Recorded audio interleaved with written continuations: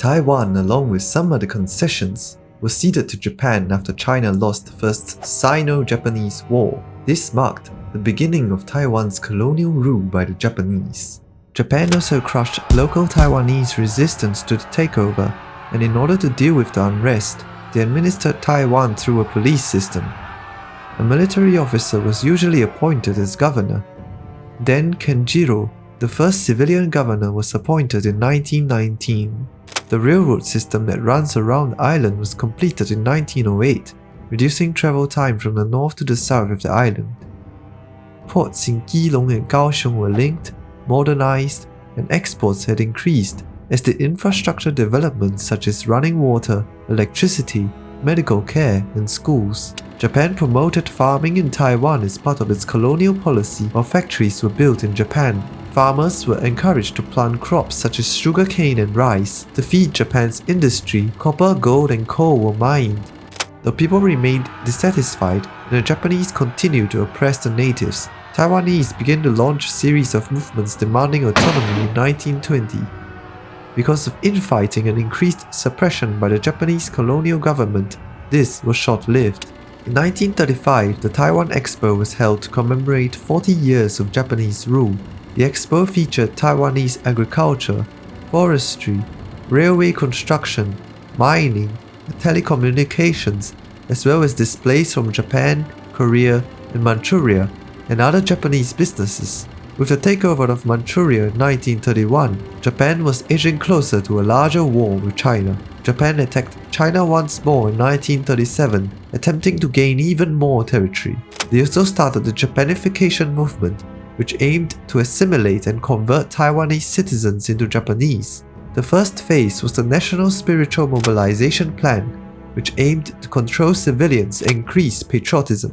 To manage the Taiwanese and natives, towns and tribal associations were formed. Around 309,000 Japanese had settled in Taiwan by 1938 as part of the efforts to make Taiwan a part of Japan.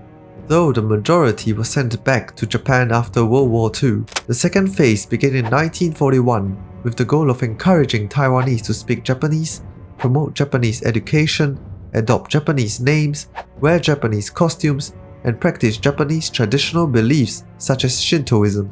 Fun fact, the inventor of instant noodles was actually a Taiwanese named Go Pei-hook, better known as Ando Momofuku. Momofuku is the Japanese reading of his Taiwanese given name, Pei-hook, while Ando is the last name of his Japanese wife. I suppose Japanification did work to a certain extent. Aside from that, conscription was introduced in Taiwan in 1945.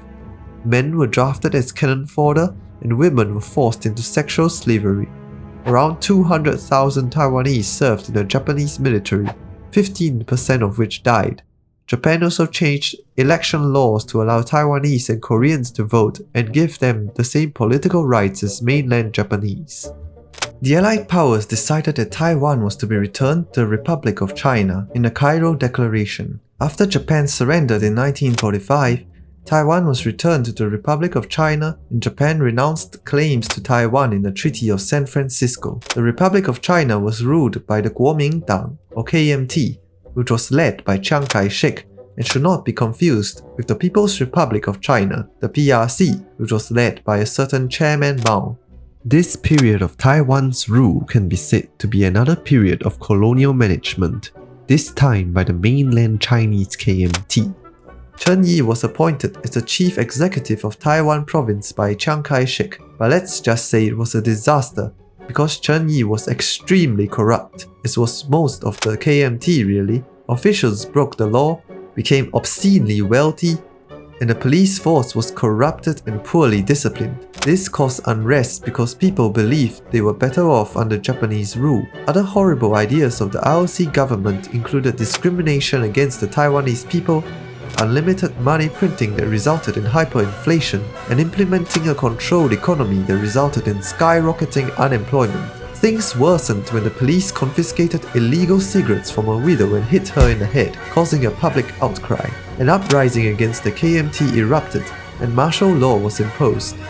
This was known as the 228 incident, a massive crackdown that killed between 18,000 and 28,000 people.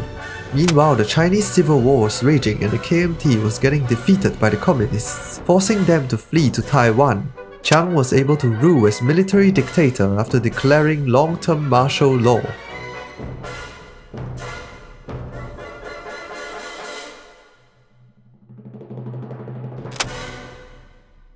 Land reform and development of private enterprise occurred in the 1950s. As a result, Taiwan's industry recovered to pre-war levels in 1953. This was aided by foundations established during the Japanese rule, as well as US aid among other factors. The island's economy was in trouble in the 1960s. Chiang Jing-kuo, Chiang Kai-shek's son, took over as leader of the KMT and began to emphasize exports. He also launched the 10 major construction projects to improve Taiwan's infrastructure. The 9-year compulsory education system was also implemented in 1968. This laid the groundwork for Taiwan's economic development and eventually leading to the production of many Taiwanese school movies. And the country went on to be one of the 4 Asian tigers. This prosperity also meant that there was now economic and social stability. In order to retake the mainland, the KMT was still enforcing martial law in Taiwan. As the 1970s got underway, there was a rift between the Soviet Union and the People's Republic of China, and the Americans were ready to use the People's Republic of China as leverage against their main adversary. They started to normalize their relationship with the PRC and expelled the Republic of China from the United Nations. Yes, the Republic of China has had a permanent seat on the UN Security Council up till now. But it was difficult to argue who was the more legitimate government of China at the time because both the PRC and ROC were authoritarian regimes. So to meet their political goals, the Americans simply chose one authoritarian regime over the other, primarily because the PRC was de facto much stronger and they now had a common enemy in the Soviet Union. Economic growth has resulted in increased demands for political freedom among the growing middle class. In 1979, the United States, led by Jimmy Carter, severed diplomatic relations with the Republic of China, and the people began to rebel against the KMT, distributing magazines demanding democracy. The Taiwanese were tired of having mainlander authority, as they had not forgotten the 228 incident, and tensions between the Taiwanese and the KMT began to flare. The KMT accused the opposition of being Communist Party collaborators and launched a crackdown. In prison, one of the democratic movement's opposition leaders, Lin Yixiong, was beaten by the KMT police.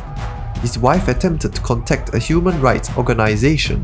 His mom and his 3 daughters were stabbed and only his eldest daughter survived. As a result, in 1979, pro-democracy protests began in Kaohsiung, which was met with arrests and crackdowns. In the meantime, the economy grew and the people were encouraged to invest in the electronics industry. Taiwanese industry produced integrated circuits, computers, motherboards, and other electronic components. Taiwan was the world leader in motherboard production at that time. The Democratic Progressive Party, or DPP, was founded in 1986. The pro-democracy movement persisted, along with a few more government scandals and unjust rulings, leading Chiang Jing-kuo to lift martial law on 14th July 1987. After Chiang died in 1988, Vice President Li Denghui assumed power and continued democratic reforms. University students launched the White Lily student movement in 1990, and Li Denghui supported it by revising the constitution, dissolving the National Assembly, and holding elections. The first presidential elections were scheduled to take place in 1996. Before that could happen, the PRC launched the Third Taiwan Strait Crisis in an attempt to disrupt and influence the elections, but it failed because the US dispatched 2 carrier battle groups as a deterrent. And now we enter the democratic period, which largely consists of fighting in parliament, the KMT losing power, the DPP president nearly getting assassinated, as well as more political plotting and scandals. The DPP losing power to the KMT trying to sign treaties with China, 2 treaties with China, behind closed doors, more fighting in parliament over what was in the treaty, the KMT briefly trying to return to their authoritarian ways by forcing the treaty to be adopted, and another student movement because people were scared of the undemocratic behavior. And let me see, the KMT losing power again, and yes, I guess we end up where we are now with the DPP in government and Tsai Ing-wen as president. I guess that sums it up for the history of Taiwan up to the present.